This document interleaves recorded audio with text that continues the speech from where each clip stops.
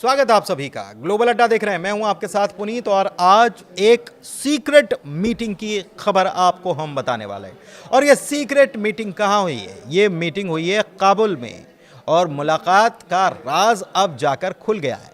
किस किस की? आपको याद होगा कि काबुल या अफ़गानिस्तान जो आज है उसे भले ही अभी तक बहुत सारे देशों ने मान्यता न दी हो वहाँ की सरकार को, लेकिन उसके बावजूद बहुत सारी चीज़ें गुपचुप तरीके से चल रही हैं, क्योंकि ये आप हम सब जानते हैं कि ठीक है, वहाँ की सरकार से भले ही आपकी ना बन रही हो, लेकिन अगर ग्लोबल पोजीशनिंग को देखा जाए तो उस जगह का अपने आप में महत्व होता है, इसलिए सबको इस दुनिया में एक दूसरे की ज़रूरत पड़ती है। खबर क्या है मैं आपको बताऊंगा तो आपको मेरी बात आगे समझ में आएगी। दरअसल काबुल में एक सीक्रेट मीटिंग का राज खुल गया है। अमेरिका और तालिबान के बीच ये सीक्रेट मीटिंग की बात सामने आई है और बड़ी बात यह है कि कैदियों की अदला बदली की डील हो चुकी है।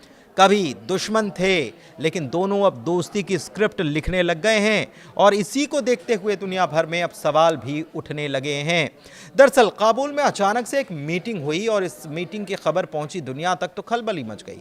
पहुंचाई खबर किसने? तालिबान ने। तालिबान ने यह दावा किया है कि उनकी अमेरिकी प्रतिनिधियों के साथ कैदियों की अदला बदली पर डील हो चुकी है। दरअसल ये वही तालिबान है जिसे कभी अमेरिका अपना सबसे बड़ा दुश्मन कहता था और आज दोनों दोस्ती की एक नई स्क्रिप्ट लिखते हुए नजर आ रहे हैं। हालांकि ये मामला इतना सीधा नहीं है, क्योंकि ये मुलाकात न सिर्फ जेलों में बंद लोगों की रिहाई से जुड़ी हुई बताई जा रही है, बल्कि माना जा रहा है कि अमेरिका और अफगानिस्तान के बीच आने वाले दिनों के लिए नज़दीकियों का संकेत भी ये मीटिंग है। ऐसे वक्त में जब वॉशिंगटन ने अफगानों के लिए अपने दरवाजे ट्रैवल बैन के जरिए बंद कर रखे हों, ये माना जा रहा है कि ये बैकडोर डिप्लोमेसी है और ये सवाल भी खड़े करेगी, लाजमी सी बात है। तालिबान ने अपनी तरफ से कुछ तस्वीरें जारी की हैं और इन तस्वीरों में उनके विदेश मंत्री आमिर खान मुत्ताकी और अमेरिकी दूत एडम बोहलर और पूर्व विशेष दूत जल्माए खलीलजाद के साथ ये दिखाई दे रहे हैं। यही तस्वीरें ये साबित कर रही हैं कि बातचीत केवल अफवाह नहीं थी, बल्कि दोनों पक्ष सचमुच साथ में बैठे और बातचीत दोनों पक्षों ने की है। तालिबान की तरफ से बयान भी आया है और ये कहा गया है कि बोहलर ने कैदियों की अदला बदली के लिए रजामंदी दे दी है, सहमति दे दी है, मान गए।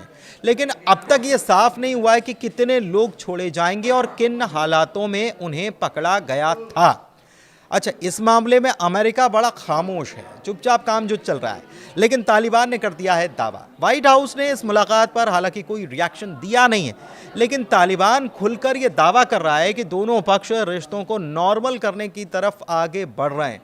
और दिलचस्प बात यह है कि बैठक उस वक्त हुई जब तालिबान ने हाल ही में अमेरिकी नागरिक जॉर्ज ग्लिजमैन और फे हॉल को रिहा किया है।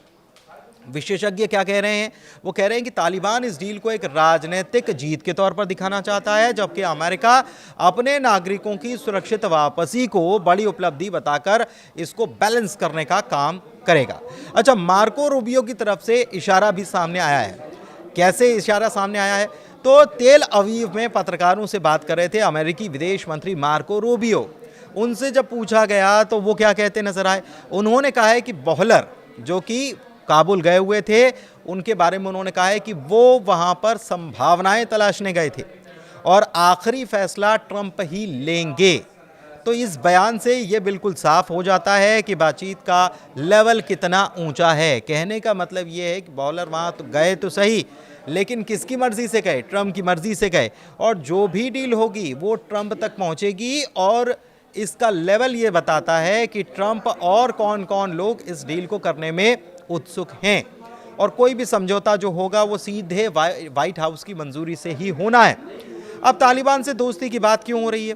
तो तालिबान ने बयान में ये कहा कि दोनों पक्षों ने न केवल कैदियों बल्कि इन्वेस्टमेंट, नागरिकों के मुद्दे और आपसी रिश्तों को और बेहतर बनाने पर चर्चा की। और तो क्या, अभी तो रिश्ते बन जाए वही बड़ी बड़ी बात है।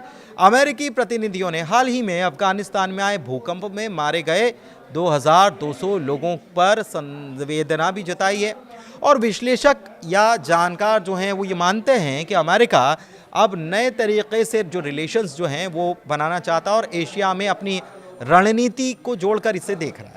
दूसरी तरफ तालिबान की भी इच्छा है कि इंटरनेशनल लेवल पर अपनी छवि को सुधारा जाए, निवेश इन्वेस्टमेंट को यहाँ पर लाया जाए। तो ये सारी चीज़ें जो हैं वो नज़र आती हैं। लेकिन सवाल ये है कि जिसे कभी आतंक का गढ़ माना गया, आज अमेरिका उसी तालिबान से हाथ मिलाने की तैयारी क्यों करने लगा? क्या ये सिर्फ अमेरिकी कैदियों को छुड़ाने की रणनीति है, या फिर वॉशिंगटन कोई बड़ा खेल करने की तैयारी कर रहा है? उसे पता है कि अफगानिस्तान की भौगोलिक स्थिति जो है वो उसे कितना खास बनाती है।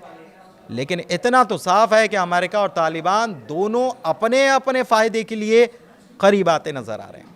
आने वाले दिनों में ये साझेदारी क्या रंग दिखाएगी, कैसे और किस करवट बैठेगा ऊंट, पूरी दुनिया की नज़र उसी पर टिकी रहने वाली है। फिलहाल ग्लोबल अड्डा में इतना ही। धन्यवाद।